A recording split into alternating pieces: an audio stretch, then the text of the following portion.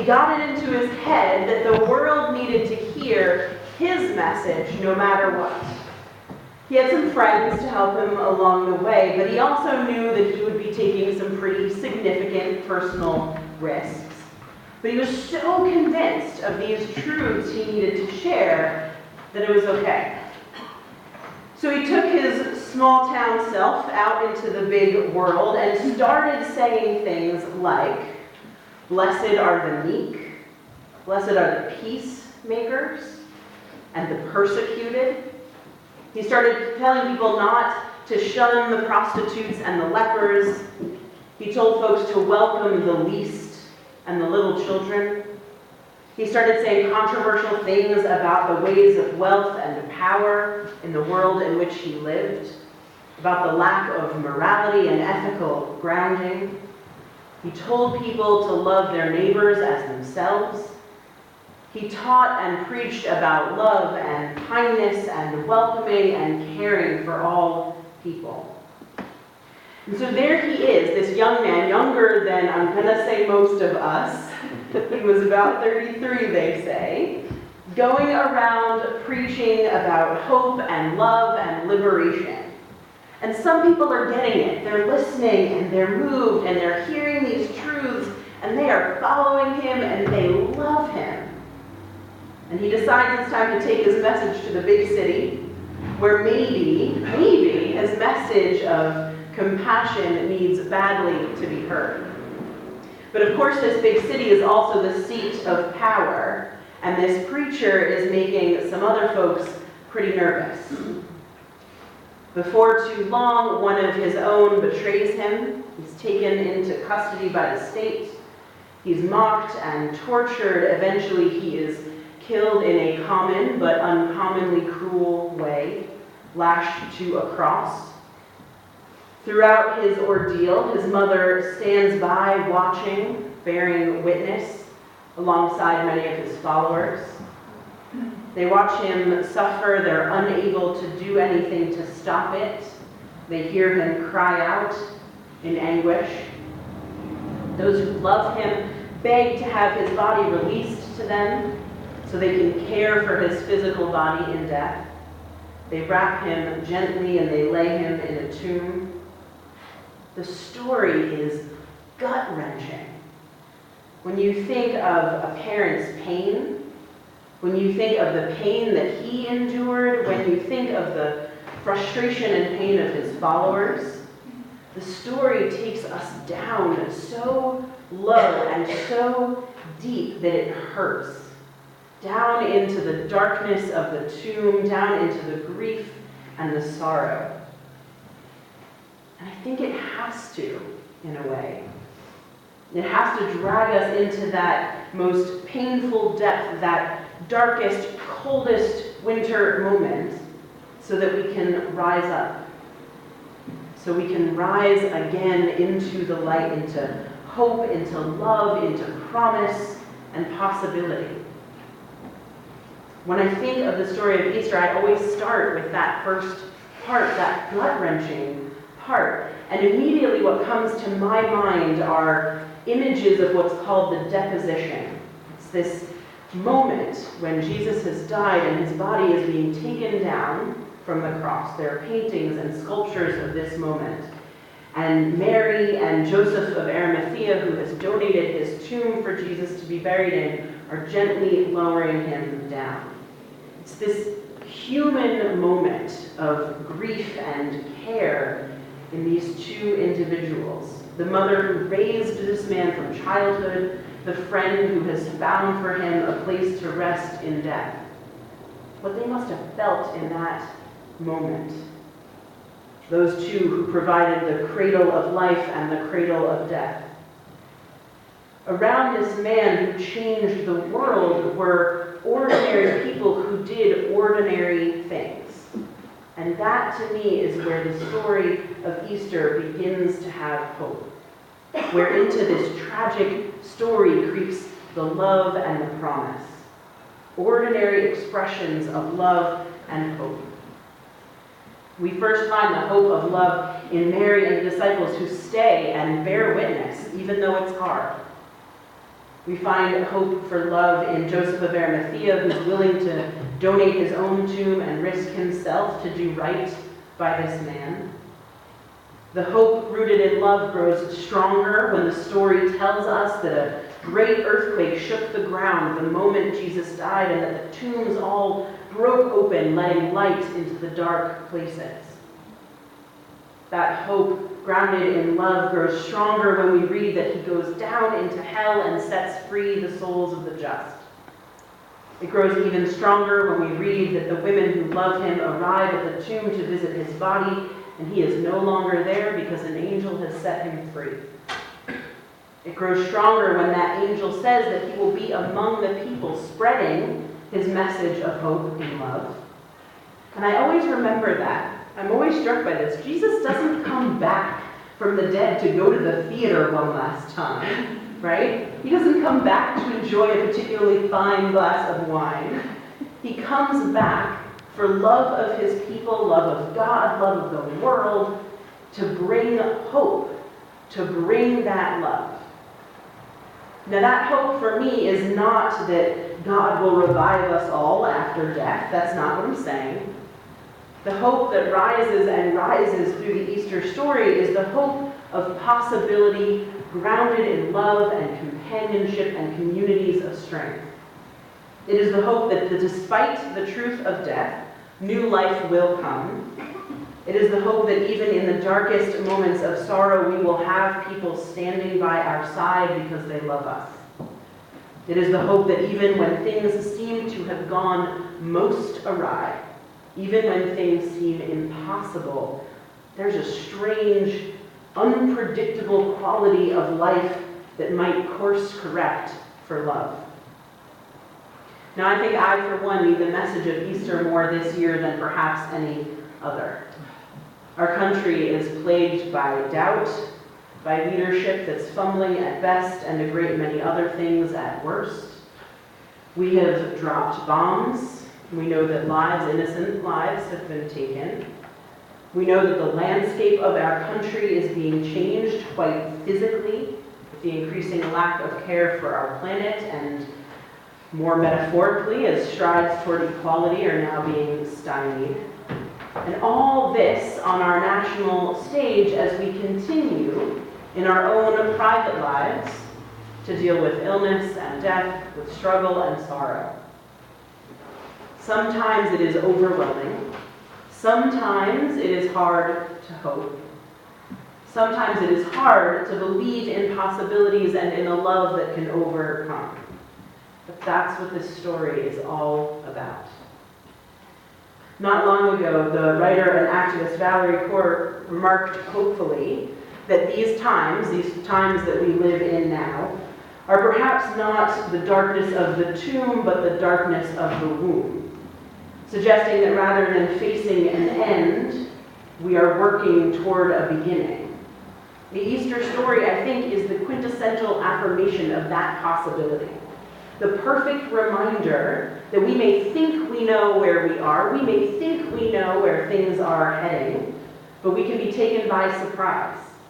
We can be lifted up by love. We can be healed by compassion. And we need that hope right now. Not a supernatural hope that puts all trust and faith in God somewhere off outside ourselves, but hope in the very real ability of human beings to stand side by side in the face of horror, to create good things out of the worst of things, to be kind, and yes, maybe sometimes to stumble on a miracle. We need right now to be able to hope in the power of love. Ordinary hope, ordinary love. Smiles, hugs, the gentle lowering down in difficult times. Those are reminders to us that the world has beauty and gentleness in it. They are affirmations that there is something stronger than we realize that pulls us together. They remind us that love has a power and that alone, the power of love alone, is reason enough to hope. Because if we can love and if we can use that power, then we can change the world. Not in one miraculous fell swoop, but bit by bit, starting in our own corner of the world, our little corner, we can love so much and so hard and so big that our lives become an affirmation of the possibility and promise that is present throughout the story of Easter. Our lives can become a testament to the power of love to overcome hate, of joy to overcome sorrow, of hope to overcome fear. I don't really think that Jesus rose from the dead on that third day. I think that the love he had for his people and this world never died. And I think the love that his people had for him never died. In this way, he continues to live on, and that message continues to live on thousands of years later. So too can we. We can be reborn, we can live on in this same way. Our hope for rebirth, our hope for change, for a new world, for a new way, is rooted in a love born in the deepest darkness. Today, with springtime and the story of Jesus, we step into light, into hopeful, joyful loving, committed to the possibilities that await us.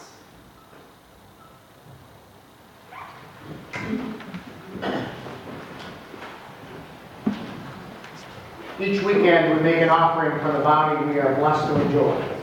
We do this in a spirit of generosity, aware that we have benefited from those who have gone before, those who in their turn gave generously.